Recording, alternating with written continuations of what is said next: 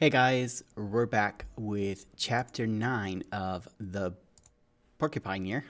The Porcupine Year. We left off with the return of some of the captors, but not all of them. Um, and now we're going to look as they push on and see what life has for them next in the Porcupine Year by Louise Erdrich.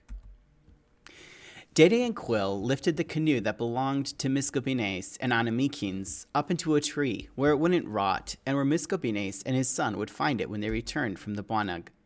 As the family traveled, they suffered from the loss of two hunters. Old Miskobines had the wily patience of age, and Anamikins had great strength and endurance. The family moved north. The area they passed through was well hunted, and as the birds and geese were now moving south, it was increasingly hard to find meat. But it was a good rice year, and great stands of monomine fed them along the way. They reached the south shore of Miskawagami, or Red Lake. Let me try that again. Miskawagami, or Red Lake, and with great relief traveled along its edge, making a good distance every day and stuffing themselves with fish. The days were long and perfectly warm, but at night there was a chill. In the morning there was a fresh vigor to the air. Soon, too soon, the leaves would fall. Already Omakayas could see the first signs of dagwaging, autumn, in the initial flags of red, orange, and yellow in the maples and birch. Old Tallow had her dogs, Nokomis, and the white children in her small canoe. Dede and Mama traveled with Omakayas and Bijins. Fishtail, Angeline, and Quill paddled a new canoe, which they had just made as best as they could. They were all wedged and surrounded by packs of fur and bark packs of monomine, bags of wayas, dried meat, or pemmican, pots, tanned skins, and bundles of their bat blankets. All summer they had added to their store of goods, which they planned to trade for new traps, heavy blankets, ammunition. They had never been loaded with such wealth, and were very careful not to wet the packs of furs and hides. There would be so much to carry once they reached the northern tip of Red Lake that they worried about how they would make it across the great stretch of Wabashkiki, or swampland, that still lay between the little family and the great lake where Muskrat lived. "We have come at the right time," said Dede, "before the rains begin. But we must hurry, or we'll have to wait until freeze-up to cross the slough and bogs." Every day they paddled and loaded canoes for as long as they could. When they camped on shore at night, they sometimes put up lean-tos of leafy branches. Other nights, they dug comfortable beds in the sand and slept curled in their blankets. Most of the mosquitoes and flies were gone now, and the peaceful waves curled all night at their feet. The little porcupine had grown into a fat, waddling creature and often wandered away at night. But every morning when Quill awakened, his medicine animal would be crouched beside his blanket, snoring softly. When he rose, the porcupine would follow him to the fire and sit beside him. Quill would share his first food of the day, some wild rice, a bit of stew, whatever he had. The porcupine especially liked tea now that the weather was getting cool. Nokomis prepared rich swamp tea from a shiny leaf with a dull brown underside and added a little maple sugar to the tin cup everybody shared. The porcupine always got the sweet dregs. It would sit, balanced on its threatening tail, and hold the cup in its plump, dark paws. Quill had taught it to drink the tea, and after it drank the sweetness, it always gave a tiny sigh of happiness. Then it would throw the cup down and waddle away. Mama said that it wouldn't be long before the porcupine did not return, and that made Omakayas feel sad about the passing of things. Not only that, but since Quill had returned from the Buanag, he had become surprisingly quiet and serious, and he avoided Omakayas the way boys, as they grew older, avoid their sisters. She was surprised that she missed his teasing ways, but she did, and often looked over at him paddling with Fishtail and wished that he would make a face at her, or splash her, or even laugh at her. So she felt an unexpected happiness when he woke her one morning with an insult. "What's this old root that drifted up last night?" he said, kicking at her foot.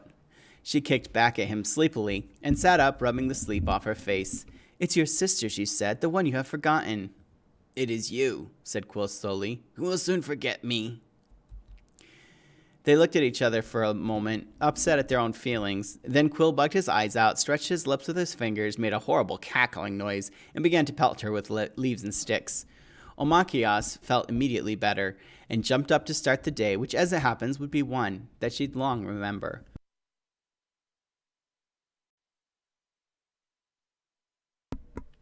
This section is entitled The Raid.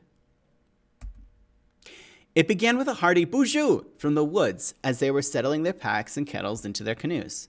Omakias was helping old Tallow pack her canoe, and she had just settled Jean and Georgette in among the goods that they would carry. All of the canoes were just barely ashore, ready at any moment to shove off, when the "Bonjour" sounded again. "I know that voice," said old Tallow, "and I don't like it." Soon the leaves parted, and none other than Albert Lepatre appeared, the husband of Auntie Muskrat and father of Omakias' cousins. He was round as a barrel, with tiny sharp eyes with greed, and wore his hair in 2 long braids. Lepatre was vain about his clothing, and always had to have the nattiest vests and fanciest silver pins and armbands. However, this day, although he looked to have dressed himself in what he considered finery, there was something wretched about his appearance. Strings of tattered ribbon hung from his shirt, and his pants were held up with a sash that shone with grease. The family hadn't seen him since they had all left the island together. After only a few days, Albert Lepatre had persuaded Auntie Muskrat to take a different route north. Although old Tallow held herself still and her dogs growled suspiciously, Omakias was happy to see her uncle because it meant, she hoped, that her cousins would be near. But Albert Lepatre appeared to be alone. She dropped the bundle she was carrying and went forward to greet her uncle. Dede also approached Albert and asked about the rest of the family. "I am surprised to see you here," added Mama, who was holding Bijins by the hand. She had just put most of her cooking equipment into the canoe she would paddle with Dede. "Where's my sister?" "Where's my daughter?" echoed Nokomis. "Where are my cousins?" said Quill and Omakias together. Fishtail and Angeline, who had just finished packing their canoe, left it barely touching the sand and walked over to Albert, also curious. Albert disregarded their questions. His eyes darted with great interest to the family's packs of furs and hides and monumine, but then he narrowed his eyes, pretending indifference. He looked away and put a pleasant, eager expression on his face. Omakias could see that there was something wrong. He seemed jittery. His voice was pinched. "You have been hard at work, I see. Are you on your way to the traders?" He gave a hollow, jolly laugh. Old Tallow and her dog stepped closer, next to Dede. "Are your ears shut? Let me ask you again," she asked in a menacing voice. "Where is your family?" "Oh, they're all very well, doing very well. Yes, up in Lac du Bois, up there in the islands. Good hunting, fishing, yes, they are fine." Sweat popped out on Albert Lepatre's big shiny face, and his eyes darted from side to side, shifty and strange. One of Old Tallow's dogs growled at the bushes behind Albert, and Old Tallow raised her hatchet. "Who's with you?" asked Dede. Nobody." Albert opened his mouth in an oily grin and stepped closer. Omakias noted that he'd lost several teeth. All of a sudden, he lunged, caught Old Tallow around the middle, and knocked her to the ground. At once, the dogs were on top of him, growling and tearing at his arms and legs. Another dog darted into the bushes. A cry of pain was heard, and then a gun fired. Dede was wearing his cloth turban, and it flew off as he fell backwards. Omakias threw herself on the ground and crawled to her father. Fishtail and Quill ran forward to meet 2 other men, scrawny and desperate, who leapt from the undergrowth. Nokomis unsheathed her knife and ran at one man, but Yellow Kettle got to him first. She grabbed a rice knocker and began to lambast him while Angeline used a paddle to beat him from behind. When yet another man reached from the bush and grabbed Omakias' foot, she slashed his hand with her knife and scrambled to her father's side. Lepatre saw his chance and tried to escape. Running at him with a fierce war yell, Quill tripped on a root. As he fell, his pet porcupine lost its grip on his head and went flying, a prickly cannonball, straight into Lepatre's face. Now Lepatre's cry went up, a bizarre and shocked howl. Plucking madly at his cheeks and neck, he ran smack into a tree. He staggered away, lolling crazily from side to side, then gained his balance and dived into the brush. By the time Quill had picked himself up, all the attackers were gone. "Hoa!" Quill said to his porcupine, gently rubbing its nose. "You are a brave warrior." Omakias cradled her father's head. His face was torn and bleeding, but he was talking and gesturing with his hands. Nokomis and Yellow Kettle bent over him and traced how the bullet from the gun had creased his scalp. There were black powder burns all around his eyes, and he couldn't open them.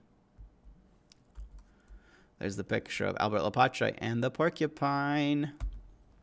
Help! Help! It was Jean, yelling from the canoe as he tried to fight off the men who had sneaked around along the shore. Omakiyas turned to see them, 4 ragged Anishinaabe and mixed bloods and 1 white man. They had leapt into the canoes and were trying to shove off.